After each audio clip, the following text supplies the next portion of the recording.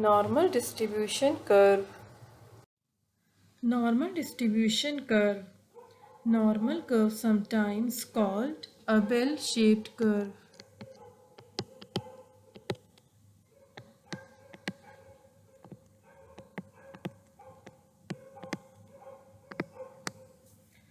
It is a distribution that occurs naturally in many situations. This curve has central of tendency at the center.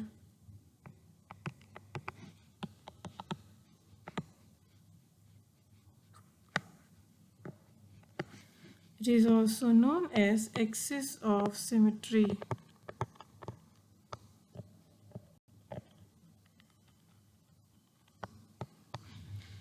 These black lines are showing points of inflection.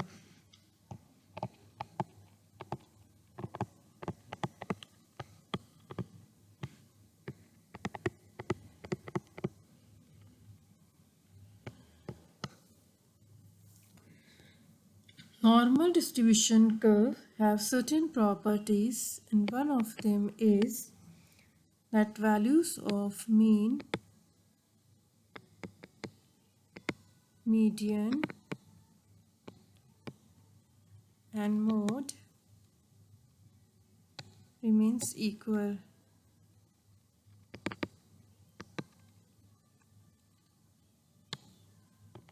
Number 2, the curve is symmetric at the center.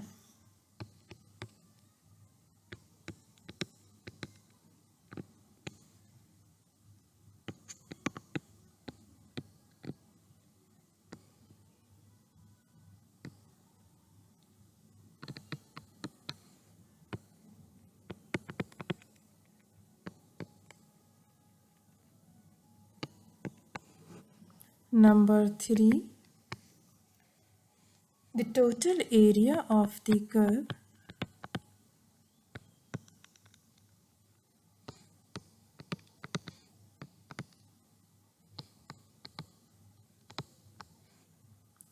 is 1.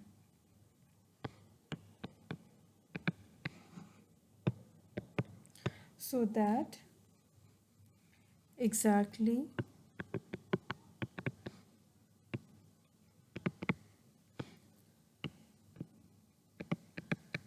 half of the values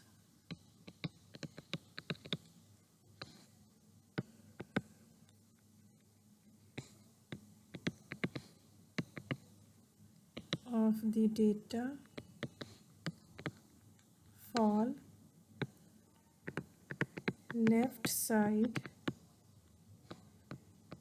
of the axis of symmetry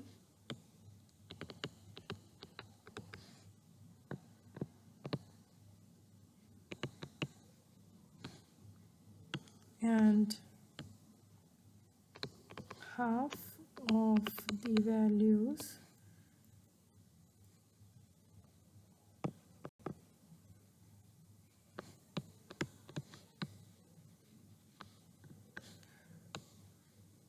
of the data fall right side of the axis of symmetry.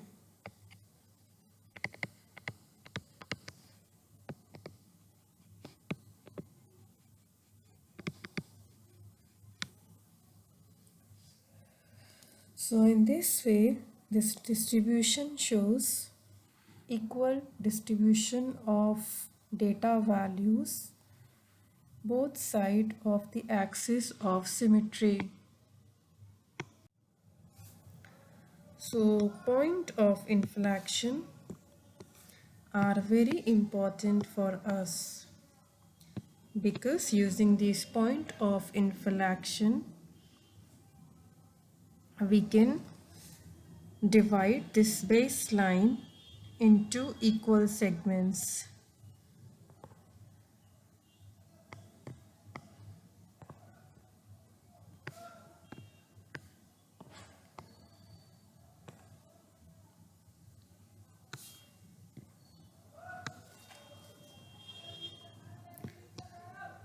Similarly, we will do it for the left side of the symmetry.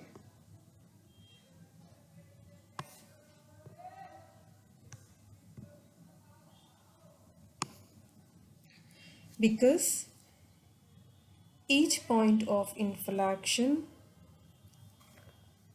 from the axis of symmetry shows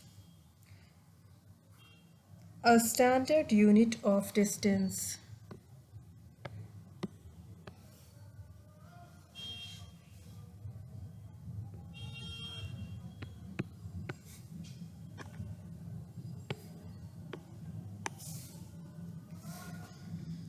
So these segments,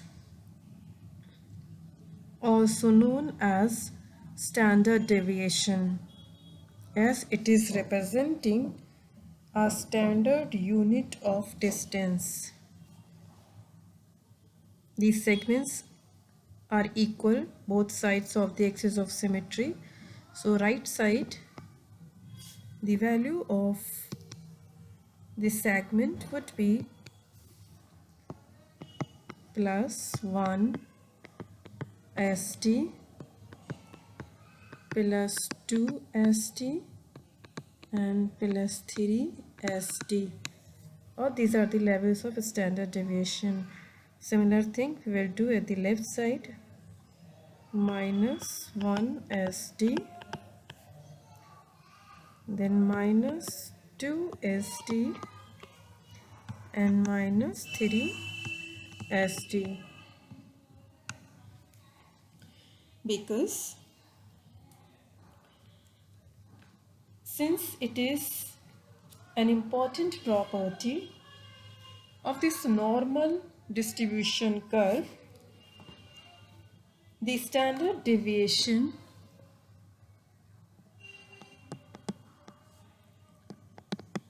is a very useful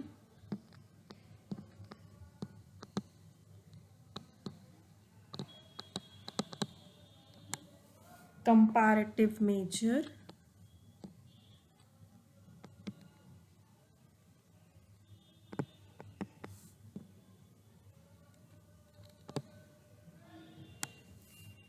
of variation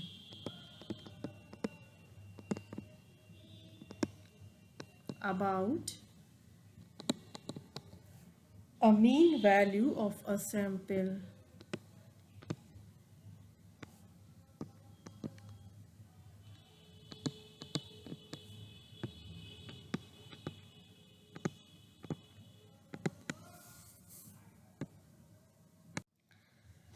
We have here four graphs of normal curve.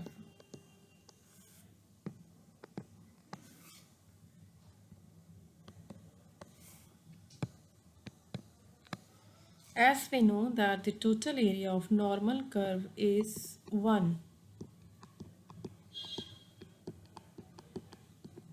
or say 100%.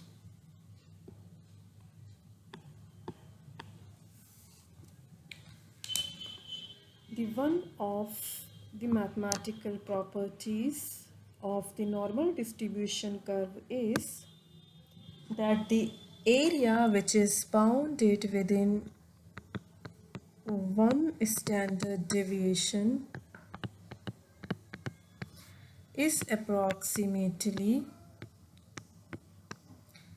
68.26% of the total. This means that in large samples of normally distributed data, about 68% of the observations fall within one standard deviation on either side of the axis of symmetry. Same thing happens when we use plus 2 standard deviation.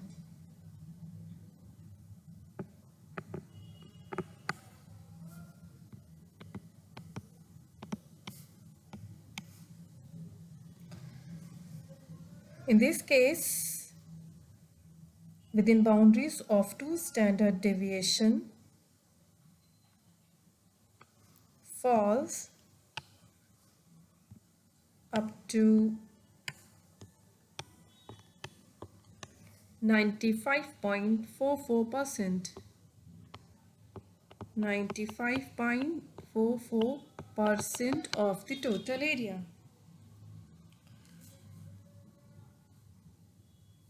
When we use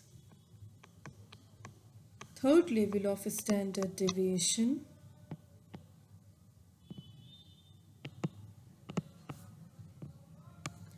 then the approximate data which fall within the boundaries of third level of standard deviation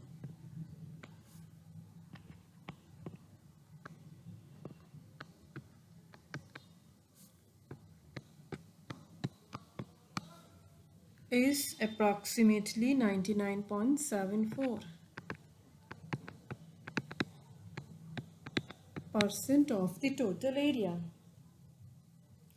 So as we have seen the importance of standard deviation in controlling of the data within a normal distribution curve. If we find smaller values of standard deviation, that means that it controls the spread of data in a tightly clustered situation around axis of symmetry. If we have larger values of standard deviation, then it shows that data are spread out well around the mean or axis of symmetry. So normal curve will appear flatter and wider in the cases of broader standard deviation and taller in the cases of smaller standard deviation. Here have taller appearance of normal curve. With broader standard deviation, we have flatter or wider shapes of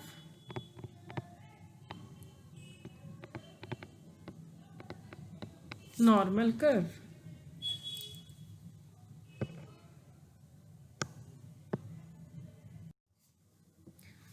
So the data within this given set of standard deviation boundaries, in other words, shows probability.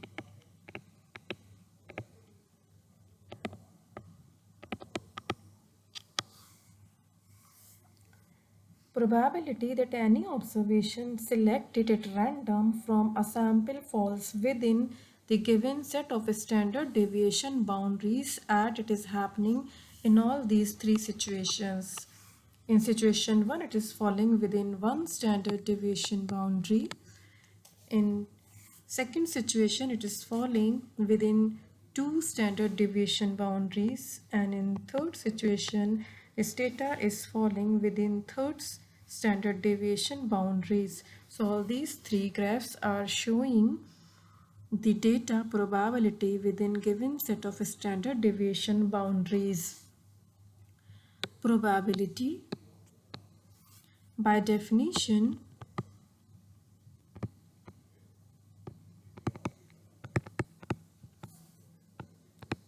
is a quantification of chance.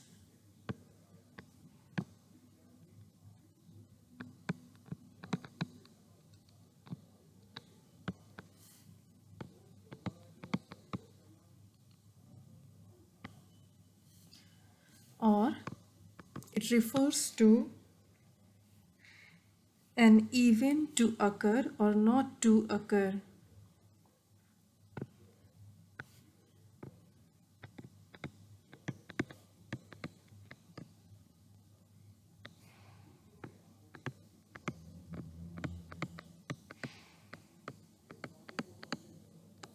Which can be very easily understood by the example of spinning of a coin.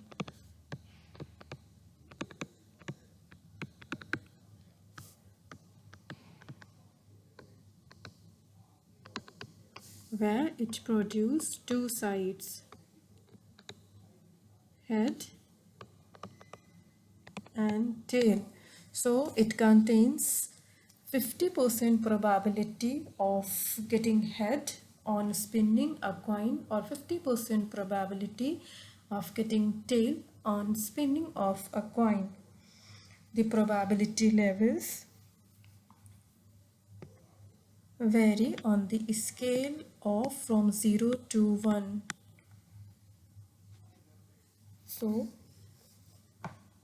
as has been shows in the graph situation 1, where data is falling within the boundary of one standard deviation, means the probability of falling this data within one standard deviation boundary will be 68 0.6826.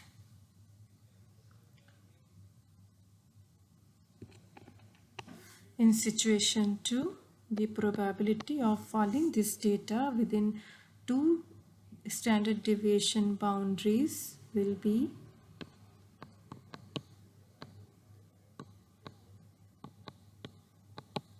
95.44. In third situation, it will become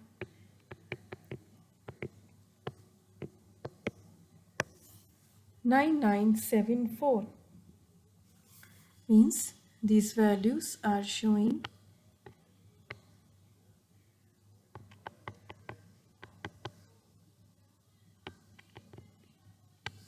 68,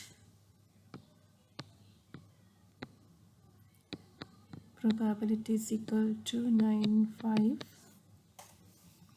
and probability is equal to 99. If take a round figure of these values, so these levels of probabilities are converted to 95 and 99%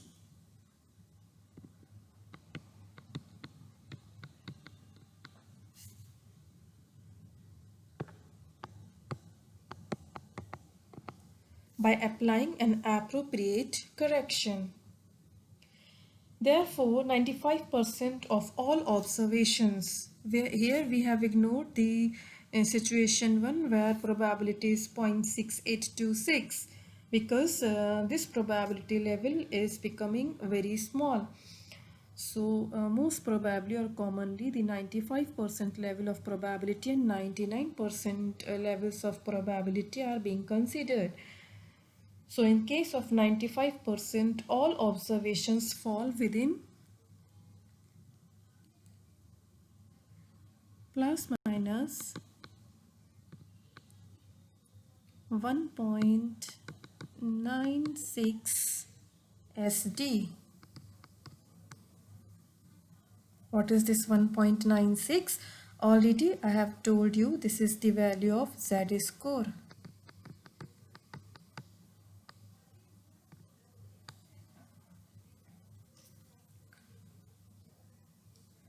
Similarly, in situation 3, all observations fall within boundaries of 3 standard deviation shows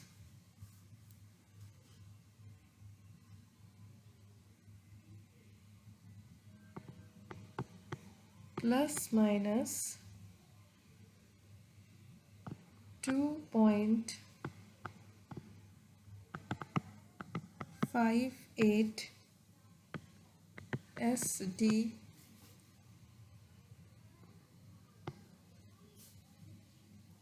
distribution. Means here the Z score value for 3 standard deviation is 2.58. So the probability that an observation selected at random from the sample will fall outside this 1.96 standard deviation would be 0.05. And in situation 3, this probability of following this case, these observations outside plus minus 2.58 would be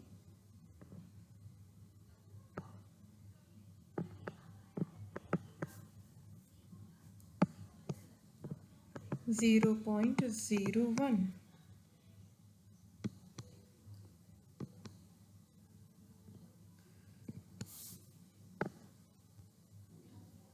So these levels are showing probability of observations which will fall outside this z-score distribution of 1.96 in case of 2 standard deviation situation and 0.01 probability of finding observations outside of in case of 3 standard deviation situation. So the relationship between scores and the percentage of observations which is falling within them on either side of the mean is called probability distribution of Z.